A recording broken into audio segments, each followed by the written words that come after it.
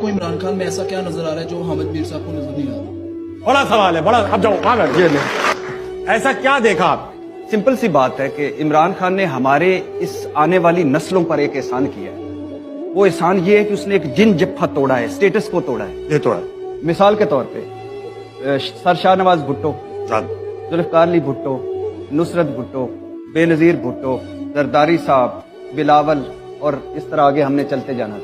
پتہ نواز شریف، شہباز شریف، حمزہ، مریم، جنید، مولانا مفتی محمود، مولانا فضل الرحمان، اسد، اس کے علاوہ وہ باچا خان، ولی خان، اسفندیار، احمد ولی.